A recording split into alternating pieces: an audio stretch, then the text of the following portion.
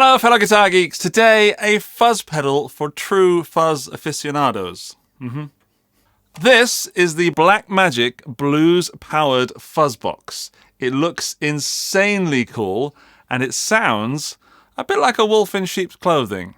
And what I mean by that is that I thought this would be tame because of the vintage looks and the blues powered fuzzbox, but it turns out it's an absolute monster. So before we look inside and check out the fact that it's got NOS germanium magical parts, let's do the top 5 tones.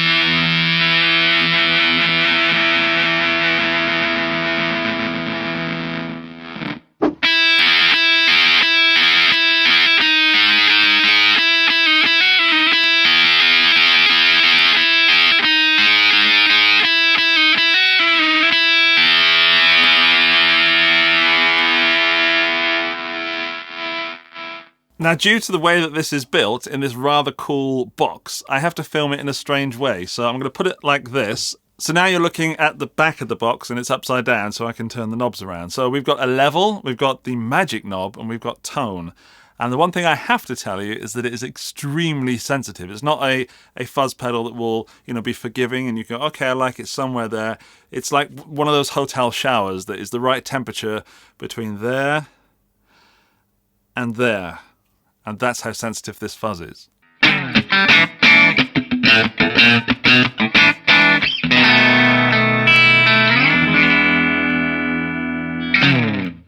That's the on the edge of breakup Marshall Plexi sound. Let's engage the Blackmagic clean first again.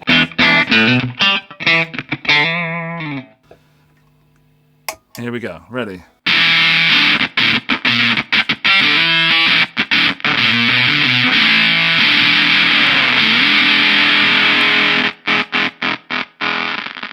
So you can probably hear that it's beautifully, beautifully spitty. The level on the back is very sensitive, the magic's very sensitive, and the tone. So let's just do a tone sweep. Here is the tone.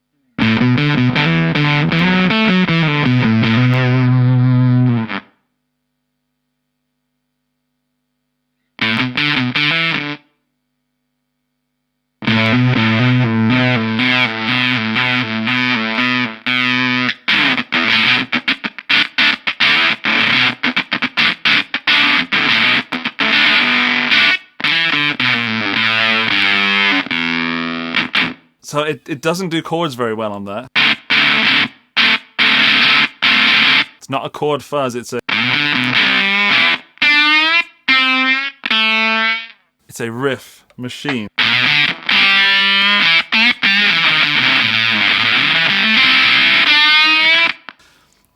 It's nasty. There are some people that are really not going to enjoy this.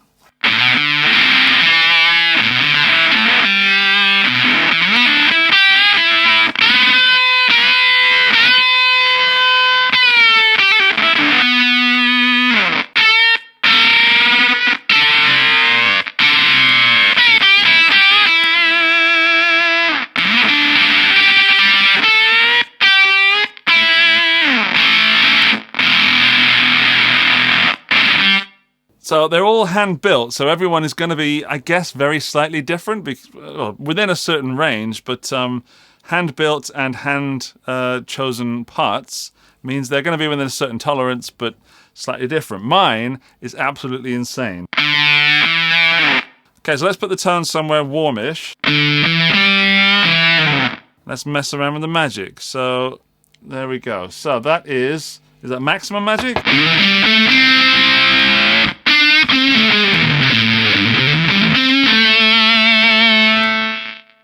Minimum magic.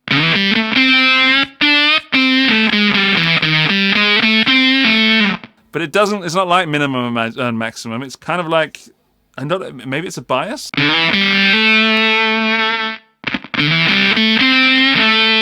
It's behaving like a bias.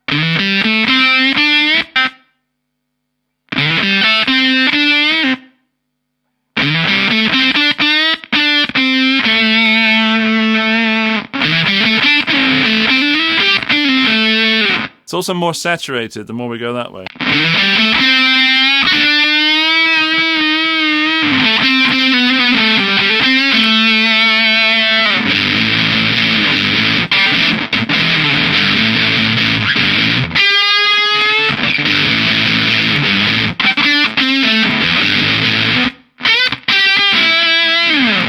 I can tell you that this fuzz pedal could be the secret sauce for somebody. So it's not, it has a character that sounds like itself. So it sounds like itself, and then these three knobs just give you a slight variation. Even when you've got a completely different sound, so the tone all the way that way, it still sounds like itself, which is odd, because normally fuzz pedals, or at least the mass-produced ones, they have a sound, but you can have various different sounds within the pedal.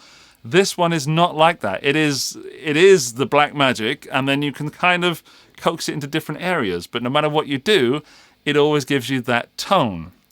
Speaking of tone, I wonder what it's based on. Well, let me tell you. It's based on the 1967 Jex Telex Dizzy, which has the same parts, apparently, as the Black Magic. So, Don Ponitz, I don't know how you pronounce that. Is it Don Ponitz? Because it's Spanish, hand-built in Spain, in Costa Brava. They have sourced, or he has sourced, the actual parts, new old stock that was in the 1967 Dizzy.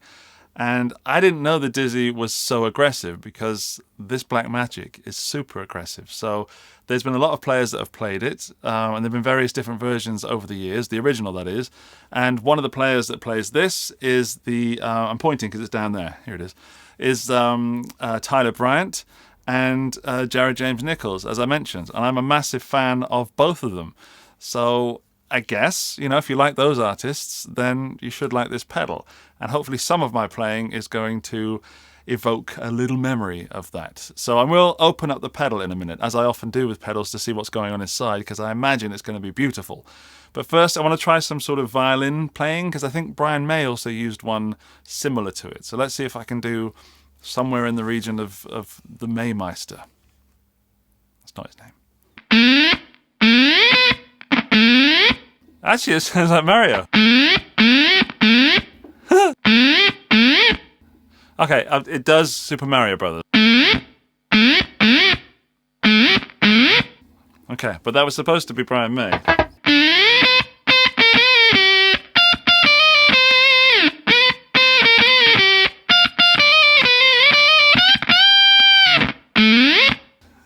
I'm quite pleased that I found a Mario sound. Okay, it does both Super Marios from Nintendo and a little bit of Brian May as well. If I had a sixpence to hand, then I think I get the attack that it's missing, but I don't know if that's what I used. I'm just saying that it sounds quite Brian May-ish because it's so mid-focused and so like riffing down here.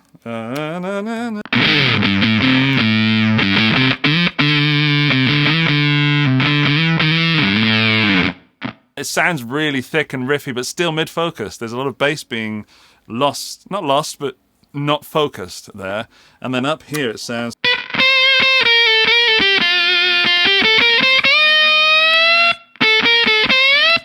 and then it chokes your notes. So if you want long sustaining fuzz, that's the universal sign for long sustaining fuzz, by the way. That's not how you get it.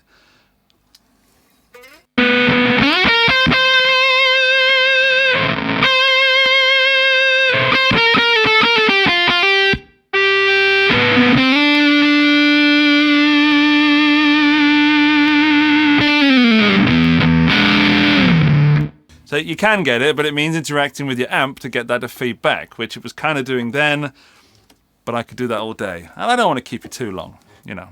Okay, let's take a look inside the pedal. So not only is it extremely cool looking, if we take a little close-up, it's really hard to photograph, because if I do that, you can't quite see what's going on here. But just to take another close-up of it, it's a beautifully built pedal that's relict. I didn't do that. It's number 5. I didn't know that. Looking at the back, we've got the level, the magic, and the tone again. And it looks like it's written by hand, but I don't... Or is it? I think that might be handwritten.